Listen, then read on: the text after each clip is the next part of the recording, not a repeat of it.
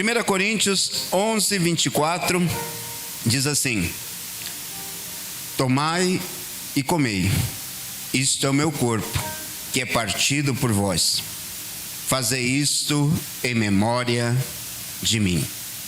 1 Coríntios 11, 24. Você pode ler comigo? Tomai, comei, isto é o meu corpo, que é partido por vós. Fazei isto em memória de mim. Quando você olha uma mesa dessa posta, não era exatamente assim que era feita a Santa Ceia nos tempos bíblicos. No tempo bíblico, a irmã ia trazer um carneiro, a outra irmã ia trazer, não sei, alguma coisa da casa dela para a família dela comer. Algo, se ela tinha 6 ou 7 pessoas, trazia para aquelas pessoas, mas não era só para ela tinha que repartir para todos. E se fazia uma grande ceia, um grande jantar, e todos participavam, comiam. E depois desse jantar, aí sim, participavam da mesa do Senhor. Comiam do pão e do vinho em harmonia, em unidade. Essa era a finalidade: trazer unidade, trazer harmonia. Então, quando você vê aqui esses elementos, você vê o que aqui? O corpo do Senhor? Não, mais que isso, nós vemos a graça de Deus, o favor de Deus não merecido por cada um de nós. Nós vemos a graça de Deus manifesta na pessoa do Senhor Jesus Cristo. Porque se fosse para ser pastor, para ser obreiro, ou para ser consagrado a diácono, a presbítero, ninguém estaria apto. Porque todos nós somos pecadores ainda. Quem não é pecador aqui? Dá um sinalzinho com a mão. Só que com uma diferença: remidos pelo sangue de Cristo. Vivemos ainda em um mundo pecador, e tanto isso se assenta que quando Jesus foi dar a Santa Ceia para os seus discípulos participar, fazer e dizer: fazer isso em memória de mim, que era uma substituição, ou vamos dizer assim, era Jesus demonstrando que ele era o Cordeiro Pascual, e que agora não estava mais participando da Páscoa, mas sim do corpo dele, porque ele estava ali manifesto. Aquele Cordeiro que era uma sombra, agora se fez manifesto, e todos deveriam comer da carne e do sangue de Cristo. Então Jesus disse para seus discípulos: sensei, vem aqui, Levi. E Jesus pega uma bacia d'água, tira o sapato, lava o pé do discípulo, tira a toalha, a túnica e seca. E de repente chega no Pedro. O Pedro fala assim: Senhor, não só meu pé, mas todo o meu corpo. Porque Pedro sabia que ele não era tão sem pecado assim, que ele era um homem sanguinário, que ele era um homem que ainda, mesmo sendo preparado para ser apóstolo, ele estava vivendo uma vida de luta interior com ele mesmo. E Pedro diz: Senhor, não só meus pés, mas todo o meu corpo.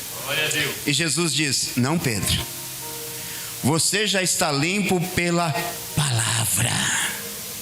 O verbo se fez carne, a palavra se fez carne e está aqui com você, Pedro.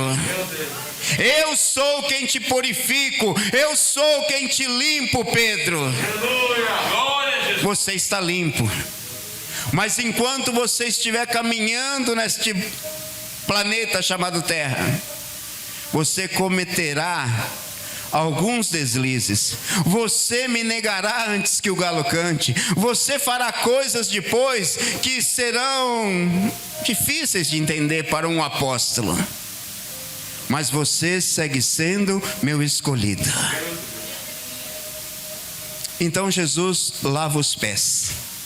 demonstrando graça de Deus. E sabe que a igreja por muito tempo não entendeu o que é graça. E graça, vou comparar assim, a um cartão de crédito. Quem tem cartão de crédito? Eu nunca tive um cartão de crédito. E logo que cheguei eu pensei que o cartão de crédito você recebia, né? Que eu comecei a trabalhar numa empresa e a empresa me deu um cartão de crédito. E eu pensava que esse negócio não tinha limite. E eu fui comprando e não sabia nem que vinha depois a conta para mim pagar. E de repente meu cartão de crédito, no vermelho. Opa, alguma coisa aconteceu aqui. E aí, lutando, aí consegui, aí aprendi que tinha um limite. Que tinha até um tanto para mim gastar, e se eu passasse daquilo eu ia sofrer consequências. E eu pensei que também, na vida cristã, quando você vem para Cristo, Deus te dá um cartão de crédito. Quem tem crédito com Deus aqui? Só que o cartão de crédito com Deus é sem limite. Você pode gastar. Pode gastar.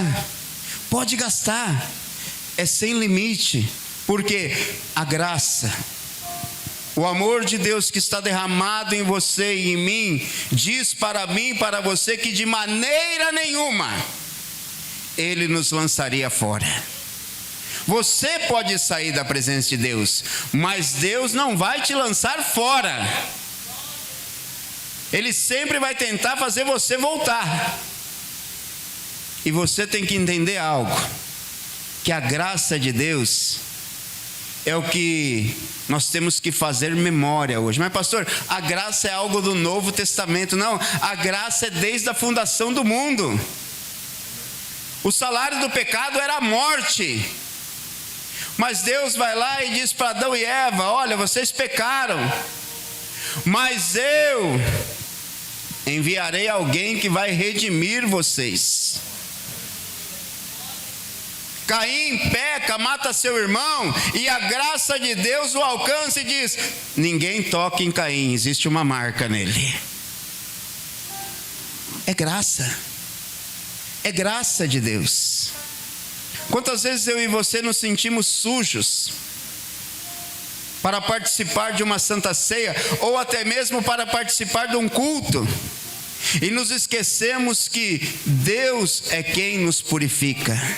Não somos santificados por nós mesmos, mas Deus nos santificou. Somos santificados não por méritos, mas pela graça de Deus. Então não é pelo aquilo que eu faço, não é por aquilo que eu posso fazer, mas é por aquilo que Ele fez na cruz do Calvário, que me justifica diante de Deus. E Deus diz: aí está o meu filho, aí está a minha filha. Aleluia. Claro que nós temos a nossa parte de nos limparmos, mas irmãos, todo dia algo em mim e em você se suja. Em algum momento as minhas vestes brancas vão se manchar de sujeira, e a sua também. Mas a Bíblia diz: em todo tempo sejam brancos os seus vestidos, mas nunca falte o quê? Unguento, sabão omo sobre as vossas cabeças.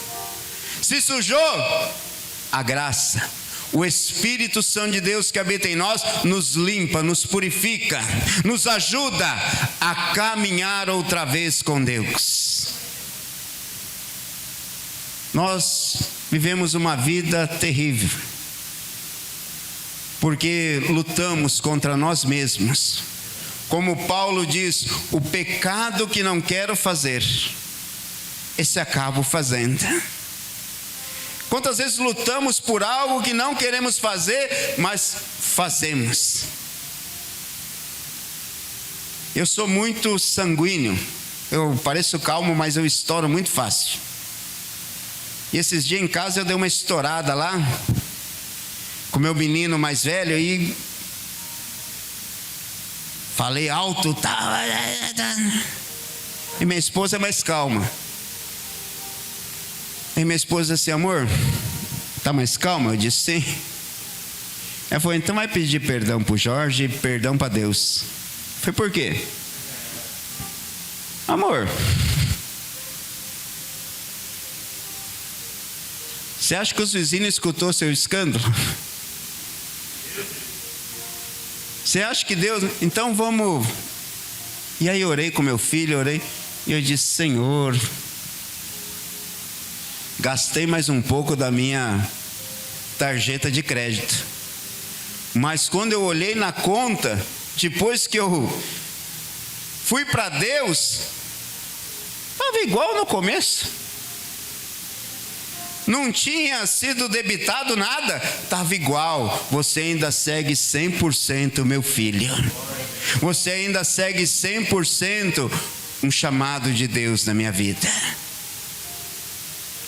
Porque no mundo, eu e você, não podemos viver aquele tempo, que eu sou de um tempo, que o pastor dizia assim: quem não estiver em pecado, se coloque em pé. Eu não conseguia ficar em pé, Pinha. Porque eu dizia: gente, eu pequei esse mês inteiro, eu pequei. Esse mês inteiro, eu dei trabalho para Deus. Então eu ficava sentado, e as pessoas que estavam do lado me olhavam assim, e diziam assim: pecador. E eu na minha cabeça dizia: já pecaram, porque estão me julgando. E o único que pode me julgar é Deus. O único que pode saber como está minha vida é Deus. E agora, se você chegou aqui hoje sem pecado, nós vamos ter que prestar um culto a você, porque você já é um Deus. Todos chegamos aqui hoje com algum pecado. Pecado da inveja. Ninguém tem. O irmão vai ser consagrado a presbítero, o outro. Alguém pensou: esses dois? Sem dúvida alguém pensou. Não estão preparados. Porque uma vez eu fui ser consagrado a diácono, eu pensei que eu ia ser consagrado a diácono, e de repente chamaram outros, e eu disse: esses dois, devia de ser eu. Eu me achava melhor que os outros. Irmãos, pecamos em palavras, pecamos em pensamentos, e pecamos até se dizemos que não temos pecado. Até se nós pensarmos assim: estou sem pecado, pecamos. Porque isso se chama graça. Graça de Deus, favor não merecido. Não é porque você está apto que você vai participar, é porque você tem que fazer memória do sacrifício para aquele morreu na cruz do Calvário, para que eu e você tenhamos entrada ao Pai, que nós podamos entrar pela porta, e a porta se chama Jesus. Eu sou a porta, Ele é o bom pastor, Ele é o que nos conduz à presença de Deus. Então é você fazer memória que mesmo sendo pecador, remito, mesmo tentando dia após dia lutar contra as suas fraquezas, suas debilidades, e algumas se arrastam por ano, Ele segue te dizendo: filho, filha, não desista, eu estou contigo, eu te ajudo, eu te fortaleço, eu faço você cada dia melhor na minha presença. Esse é o crescimento espiritual. É o crescimento que Deus nos dá a oportunidade de sermos melhor a cada dia. Não melhor que ninguém, melhor do que eu fui ontem. Não ser melhor que o outro, mas melhor do que o meu eu de uma hora atrás. melhor do que o meu eu do dia passado, melhor do que o meu eu do ano passado. Nós vamos melhorando até chegar à estatura de varão e varoa perfeito na presença de Deus. Entendendo isso, nós temos que entender o filho pródigo. Abra aí comigo, Lucas 15, versículo 11.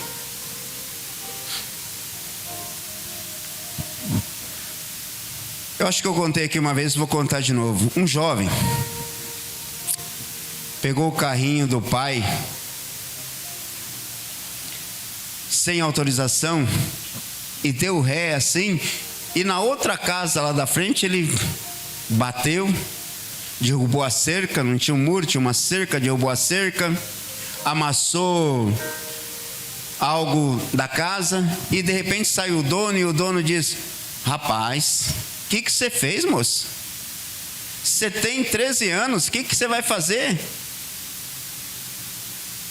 Parece uma história inventada, mas é uma história real. E esse jovem, tremendo, com medo, ele tinha 3 opções, o dono, para fazer com aquele jovem, e as 3 estavam certas. A primeira era dizer: não, você vai pagar tudo que você quebrou aqui, e como você é um menor, não tem carta, não pode dirigir, pegou escondido o seu pai, nós vamos chamar a polícia para resolver isso. E aquele dono daquela casa poderia chamar a polícia para resolver, dizer: seu pai é o responsável por ter deixado a chave onde você pode pegar, sabendo que você é um menino arteiro, isso, aquilo. Poderia. Mas também o pai podia aplicar essa justiça, de chamar a lei, a justiça. Mas ele também podia aplicar a misericórdia. Qual seria a misericórdia? Olha, eu não vou chamar a polícia, mas você vai lá e chama seu pai, e seu pai vai me pagar o que estragou aqui, porque nada é de graça. Eu não vou chamar a polícia para você, mas você vai pagar a cerca, vai pagar, seu pai vai ter que pagar tudo. Estava errado? Em nenhum dos 2 casos. Ele podia aplicar a justiça, mas também podia aplicar a misericórdia. Mas o dono daquela casa resolveu aplicar a graça. A graça era assim: meu filho, você está errado. Onde você está com o juízo de pegar a chave do seu pai escondido e dar ré no meu, estragar minha cerca que eu fiz ontem, estragar as plantinhas aqui da minha esposa. Mas vamos fazer uma coisa, esquece tudo isso, esquece isso. Eu vou arcar com toda a despesa aqui da casa, eu vou arrumar a cerca de novo, vou ver, você chamar seu pai, falar para ele não te bater nada, colocar o carro lá de volta, porque o carro não fez nada, foi só na casa que é o dano. Só que você vem aqui em casa com seu pai, durante uns dias, aprender da palavra de Deus, que eu sou um homem evangélico e quero ensinar da palavra de Deus para você. Isso se chama graça. Ele não merecia o que estava sendo feito, mas foi aplicado a graça. Deus faz o mesmo comigo e com você, mesmo nós não merecendo. Filho, não desista não, vem para a casa do Senhor. Vem aprender da palavra, porque é a palavra que vai te ensinar e te dar crescimento para você conseguir se defender das astutas ciladas do inimigo. Porque tem coisas que você está fazendo, é o inimigo que está soprando no seu ouvido. Quem sabe o inimigo diz assim: vai lá, pega a chave do carro do seu pai. Você já sabe como é que faz? Dá rezinha. É só engatar ré, mas não sabia fazer direito.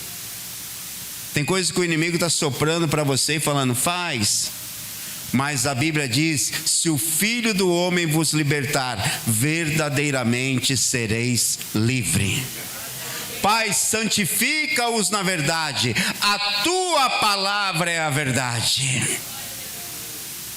Toda vez que você vem, mesmo se arrastando a este lugar, toda vez que você vem, mesmo cheio de culpa, a graça de Deus te encontra.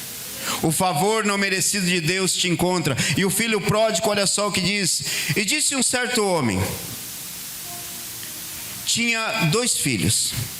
O mais moço deles disse ao pai: pai, dá-me a parte da fazenda que me pertence. E ele repartiu por eles a fazenda.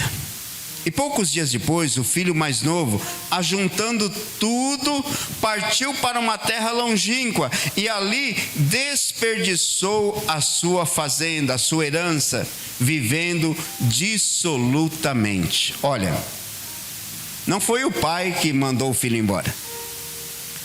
Foi o filho que decidiu pegar a herança e sair. E quantas pessoas deixaram a herança de Deus aqui e decidiram sair? Decidiram sair. Não foi Deus que tirou ninguém para fora. O pecado não te tira da presença de Deus, mas bem o pecado tem que te aproximar de Deus. Davi é o homem segundo o coração de Deus, porque Davi diz assim: pai, pequei contra ti, pequei contra o Senhor. Ah, não foi a Betseba que estava lá desnuda dizendo: vem Davi, vem Davi. Não, foi eu que pequei. Foi eu que olhei, foi eu que cobicei, foi eu que desejei, foi eu que mandei buscar. A culpa está em mim. Eu pequei contra o teu espírito. Ele assumiu a culpa. Olha só, ele se foi. E diz o versículo seguinte: e havendo gastado tudo, houve naquela terra uma grande fome, e começou a padecer necessidade. Longe de Deus, só existe necessidade.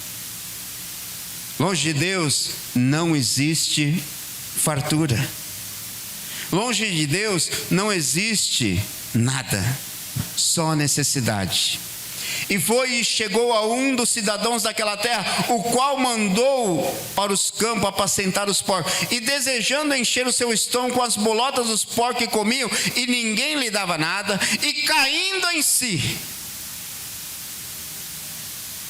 Ei, caia em si hoje, que você tem um pai, que você tem uma herança, que você é alguém especial para Deus. Quantos trabalhadores do meu pai têm abundância de pão, e eu aqui padeço de fome. Levantar-me-ei e irei buscar a justiça do meu pai. Qual que era a justiça? Irei ter com o meu pai e lhe dir-lhe-ei: pai, pequei contra o céu e perante ti, já não sou digno de ser chamado teu filho, porque eu sou pecador, já não sou filho de Deus. Esse era o pensamento do filho pródigo, não de Deus, não do pai. Faze-me como um dos teus trabalhadores. E levantando-se foi para seu pai, e quando ainda estava longe, viu seu pai. Qual era o pensamento dele? Que meu pai me aplique a justiça, não tem problema. Que meu pai me aplique a justiça, e que eu seja só um trabalhador mais lá, mas que eu tenha pão para comer.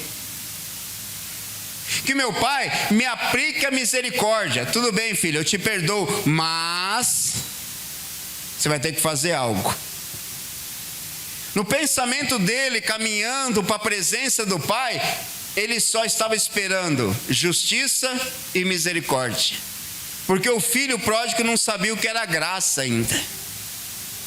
Mas só que o filho pródigo, quando chega e diz assim: levantando-se foi para o seu pai, versículo 20, e quando ainda estava longe, viu o seu pai, e moveu-se de íntima compaixão, e correndo, lançou-lhe o seu pescoço e o beijou. E o filho disse: pai, pequei contra o céu e perante ti, e já não sou digno de ser chamado teu filho. Mas o pai disse-lhe aos seus servos: trazei depressa a melhor roupa.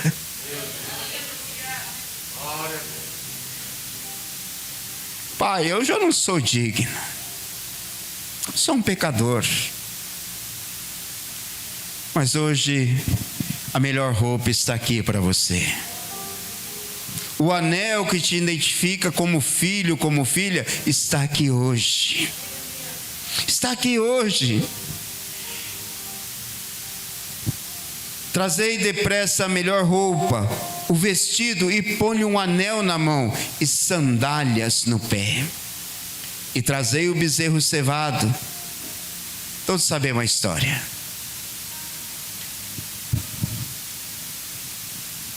O banquete. O bezerro cevado está aqui. Jesus Cristo. As melhores roupas estão em você, roupas espirituais que você não consegue ver. O anel era um anel familiar que tinha um selo que demonstrava que você pertencia àquela família. Você está selado hoje com o Espírito Santo de Deus. E a misericórdia de Deus te alcançou. Me alcançou. Porque eu e você somos filhos pródigos aqui hoje. Que em algum momento tentamos sair longe da presença do Pai. Mas caindo em si dissemos: temos que seguir perseverando. Quando o marido da irmã disse: não vou à igreja, não quero, quem sabe a irmã balançou e disse: também não vou. Mas ela disse: não, eu tenho que prosseguir, eu tenho que seguir, porque eu e a minha casa serviremos ao Senhor. Quantas vezes o diabo disse para você, bem assim: desiste, não vai mais não, se contenta em comer com os porcos, se contenta com a justiça de Deus, você é um pecador. E quantas vezes a igreja nos ensinou isso?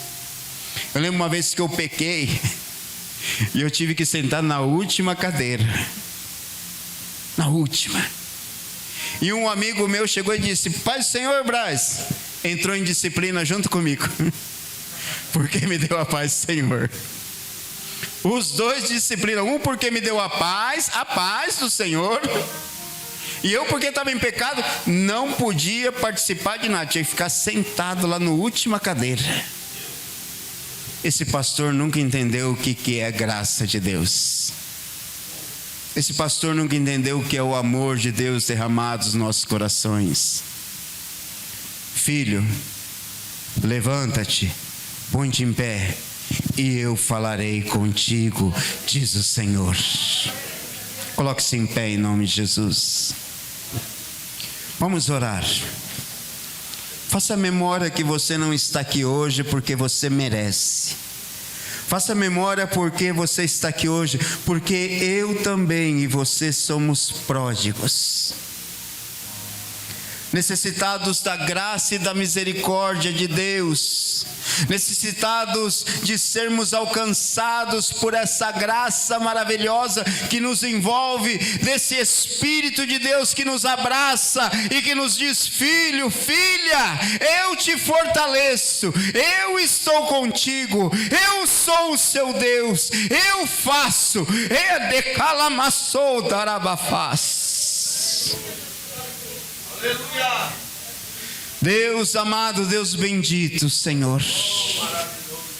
Quantos de nós aqui hoje nos sentimos tão fracos espirituais? Quantos de nós hoje nos sentimos aqui tão indignos de participar, Senhor? Mas obrigado, Senhor, por dizer: fazei isto em memória de mim. Não em memória do pecado. Não traga à sua mente o seu pecado nesse momento. Traga na sua mente nesse momento a Cristo, o sacrifício dele na cruz do Calvário. Traga nesse momento a sua mente, ele dizendo: Pai, está consumado. Traga nesse momento ele se colocando no seu lugar e dizendo: é por ti que eu morri na cruz do Calvário.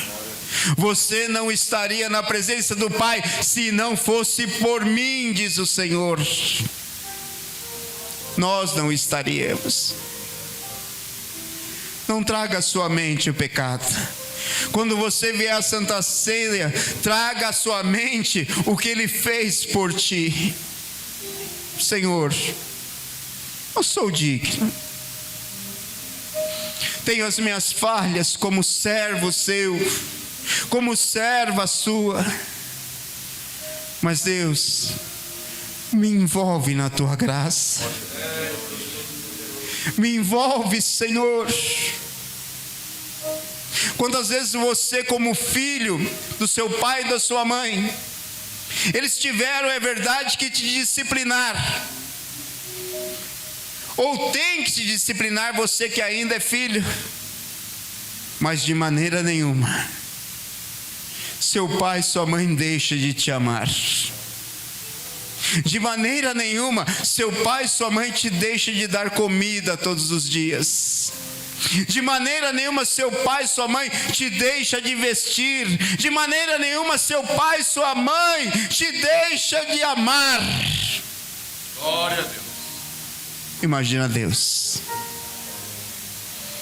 Deus hoje Ele te envolve e diz: filho, filha, levanta-te, põe-te em pé, porque grande é a sua caminhada ainda comigo. Você ainda tem muito que aprender comigo. E ser pai é isso, é colocar princípios nos filhos. Uma herança que ninguém pode tirar daquilo que eu estou dando para os meus filhos. É o que a palavra diz: instrui o menino no caminho que deve andar, para que quando cresça, não se aparte dele. O que Deus nos ensina na caminhada cristã é aprendizagem. Todos os dias. Todos os dias. Que Deus o abençoe em nome de Jesus.